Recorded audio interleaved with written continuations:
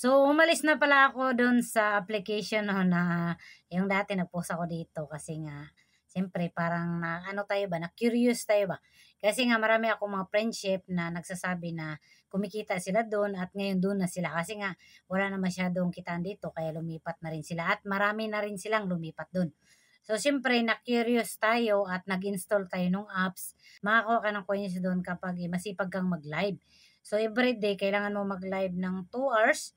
Kagaya sa akin 2 hours yung pagla-live ko everyday, tapos makakuha ko ng 5,000 coins at puwede rin akong pumunta sa ibang live streamer, meron din akong coins makakuha within 1 hour or within 2 hours. So, depende sa inyo kung gaano kayo kasipag mag-live 'no. Kaya nag-uninstall ako sa apps na yun kasi parang hindi ko siya masyadong type ba kasi nga, matuto tayong magsugal. So, alam niyo naman ako maraming nag-o-offer sa akin dito na yun nga mag-promote ng casino, yung sugal, pero hindi ko siya pinasok kasi nga parang hindi pa ako ready sa mga ganyan ngayon ba. Tapos nung napunta ako dun, so parang natuto ako. So far naman, eh, hindi naman kayo pipilitin 'no, na magsugal dun. It depends pa rin 'yan sa inyo. So ako kasi, gusto ko kasing maintindihan kung ano yung meron diyan. Ano ba talaga yung totoo? Kikita ka ba talaga 'pag nagla-live ka lang? May kita ba talaga? Malaki ba talaga? So ako, naglabas talaga ako ng pera. Bumili ako ng coins para, maglaro. Kasi gusto kong maintindihan, eh. Kasi kung mag-aantay ako ng, puro lang makukuha ko yung points sa live, matagal pa yun. Aabutin pa siguro ako ng ilang linggo bago ko makuha yun at makapaglaro. So, ang ginawa ko, nag-invest ako, naglabas ako ng pera para naman, maintindihan ko kung ano talagang meron sa laro na yan, ano talagang meron, bakit sinasabi nilang kikita. Actually, yung kinita ko dun ha, kung susumahin mo, hindi naman siya ako nalugi. Actually, medyo hindi rin ako nakabawi, pero hindi rin ako masyadong nalugi. Nag-enjoy din naman ako eh. Sa 4 days kong pagla-live doon at saka pumupunta ako doon sa mga kasamahan ko, nakikiakyat ako sa live nila. In the first place, pumunta lang naman ako doon kasi gusto kong maintindihan kung ano yung meron talaga doon sa site na yan. Kung totoo ba talagang kumikita. So sa akin kasi parang hindi siya worth it ba para sa akin. So ang pinaka-point ko doon is parang natuto akong magsugal ba, maglaro. Kasi hindi kasi pwede doon na tanggap ka lang ng tanggap. So sample, mag-live ako tapos aakyat kayo. So kailangan niyo maglaro. So kapag walang maglalaro doon sa akin, sa live ko, sa panel ko, sinasabi nila, so hindi rin ako kikita. So kailangan may maglaro sa panel ko or merong magbibigay sa akin ng pag-gift, parang gano'n ba? Parang stars din ba? May magbibigay sa akin ng ayuda, parang gano'n. So depende na 'yan sa'yo. Kung ikaw na may-ari ng account na 'yan, kung maglalaro ka. Pero siyempre 'pag tumagal kasi kagaya sa akin, wala man akong mai-content do'n, magla-live ako. So wala akong masyadong maita-topic ba, kasi yung mga tao do'n halos naglalaro, naka-off cam pa.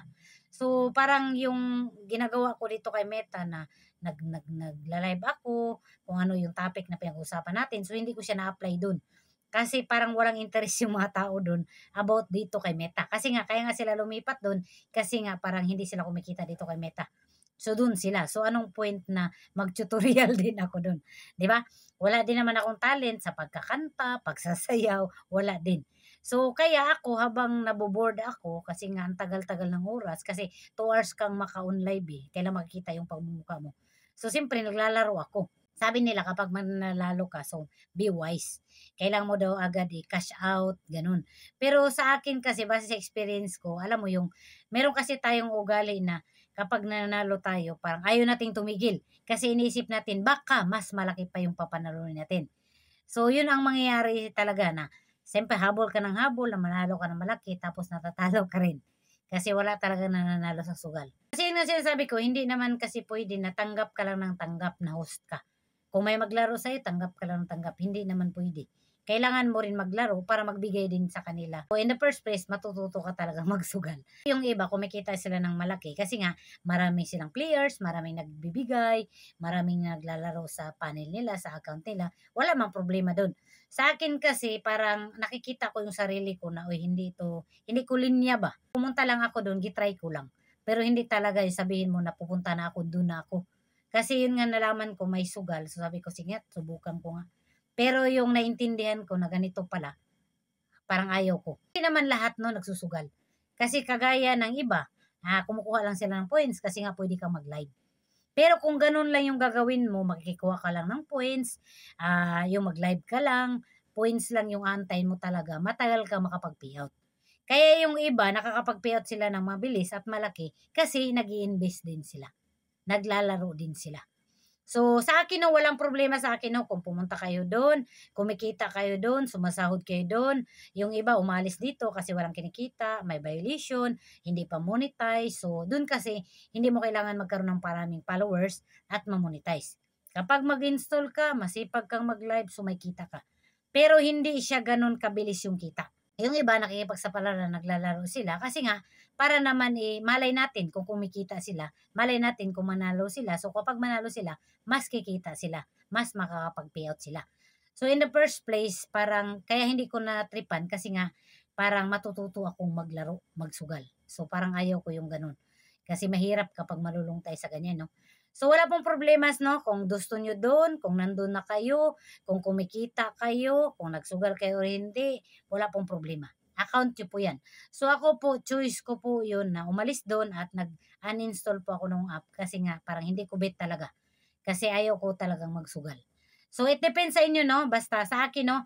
So, hindi ko siya sinasuggest, no? Ina-advise na, sige, pumunta kayo doon, kikita kayo, ganito, ganyan. Hindi. Kasi hindi po tayo basta-bastang kikita nang walang ginagawa. Kailangan po may gawin tayo. Same thing din dito kay Meta. So, siyempre, kailangan natin sundin yung guidelines ni Meta para ma-monetize. At kailangan, yung mga content natin, meron talagang viewers. Para din may views. At the same time, kapag may views, monetize, so kikita tayo. So, same thing din dun. So, kapag po puro lang kayo live, live lang na live, hindi kayo naglalaro, matagal din yung kitaan. So, mostly dun, 90% ng nandun naglalaro. Nakikipagsapalaran kasi nga malay nila kung manalo sila. Yung iba naman nananalo naman, pero yun nga, kapag sugal talaga, mas malaki yung talo kaysa panalo. So, base sa mga nakakausap ko, so parang ganun nga yung nangyari.